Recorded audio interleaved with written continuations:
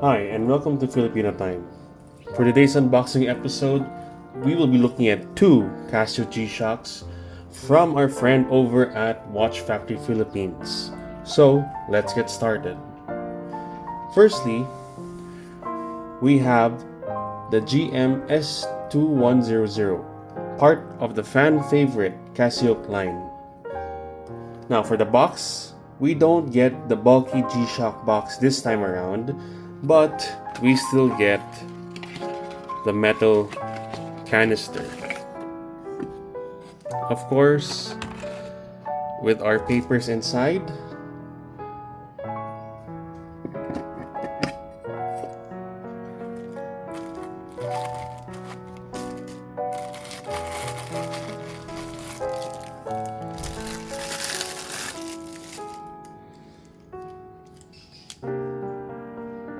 And there it is.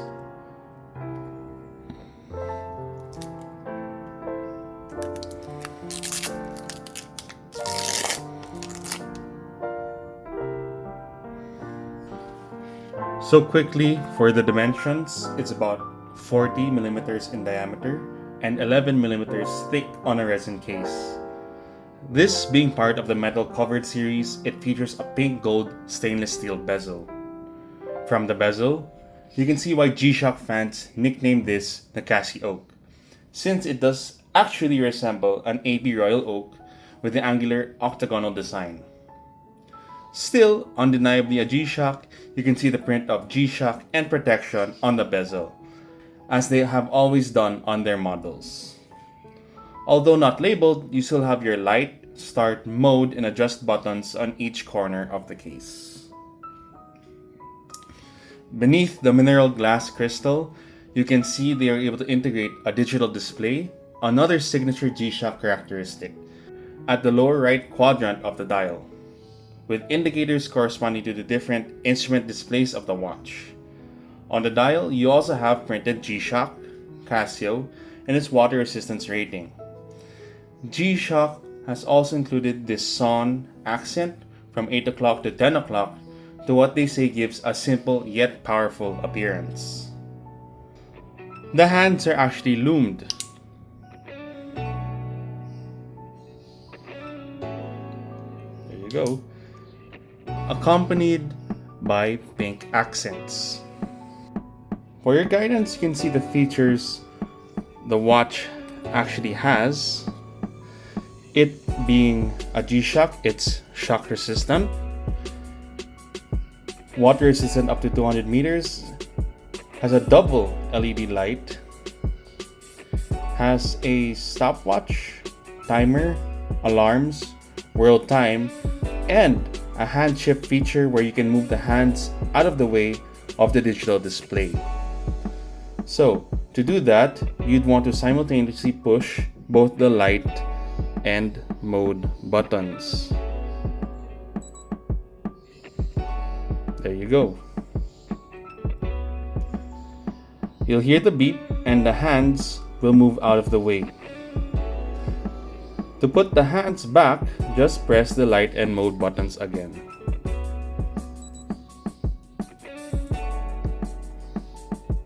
Like so. For the strap, black rubber.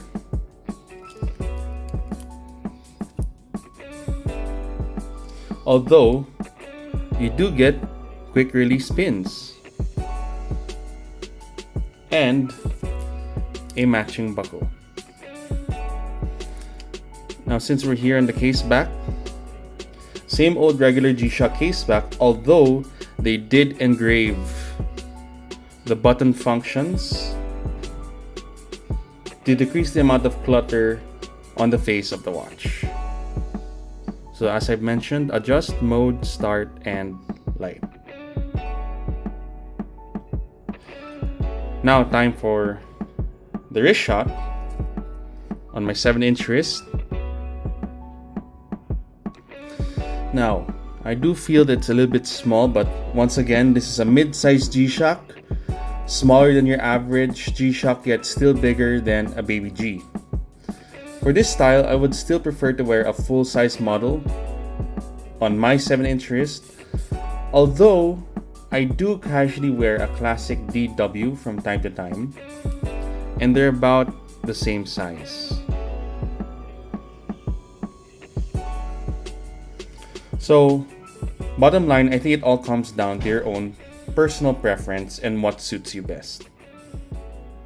Given the size and color, this would be a stylish piece, I guess for women in particular, who want something more elegant than a baby G, yet is as reliable and functional as one.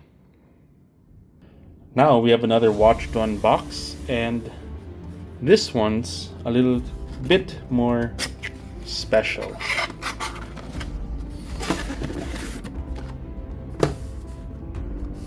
This is the Evangelion 30th Anniversary Edition from G-Shock.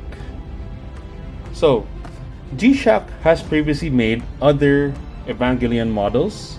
However, this is a limited edition unit to celebrate the 30th anniversary of this legendary anime.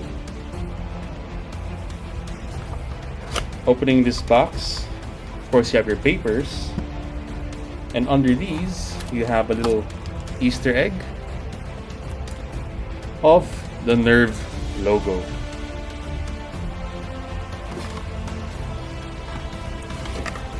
You then get a special canister for the 30th anniversary.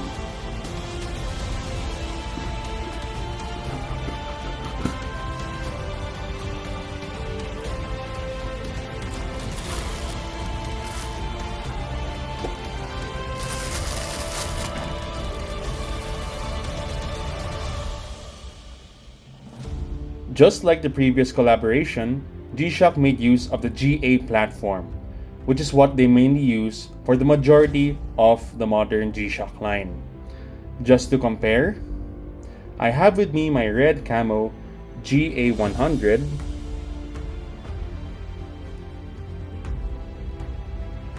and my Savior School GA-120. Yes, the dials are different, although the rubber bezels and straps are pretty much interchangeable. Quickly for the dimensions, it is about 50 millimeters in diameter and 17 millimeters thick. What makes this watch special is that it was actually designed by Ikuto Yamashita, the mechanical designer behind the series. He is the designer of the Evo Unit 1, the central figure of the series, and the main inspiration behind the design of the watch. Firstly, the dial with the red tint and yellow and black stripes refer to the operation interface or alert screen seen throughout the series when operating the units, encased within the bezel or face of EVA 1, given all the purple and green pigment. Another thing to note would be the sub-dial at 9 o'clock, being a reference to Sakiel, the third angel. Now, going up from the face of the watch, you have the horned headgear, while going down, you have the spear of Longinus.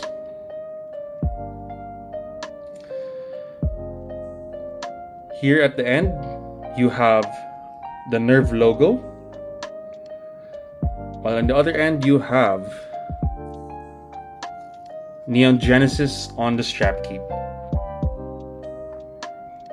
Now, G-Shock couldn't just install an ordinary case back, putting the logo of the 30th anniversary in the center.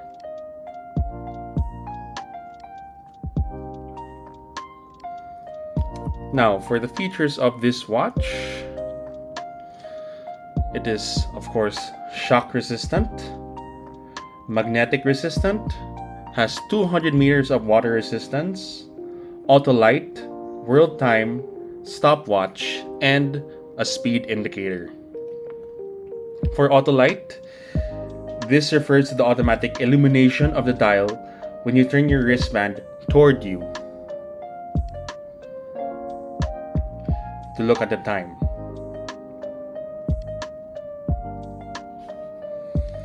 Now, for speed indicator, This is a tool in the stopwatch function that can calculate speed based on time and distance, with the result being shown on the 9 o'clock subdial.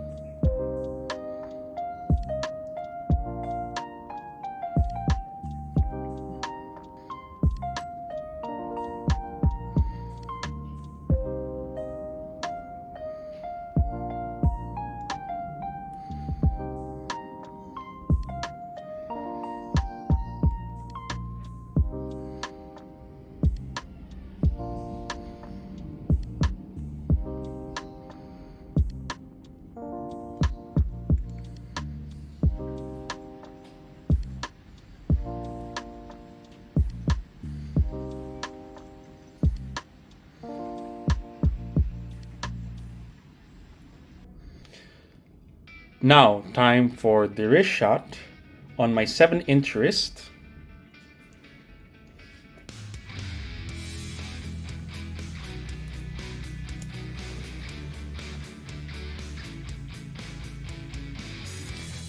It wears just like my other GA G-Shocks, but the look of this is just wild with all the colors that really make the watch pop.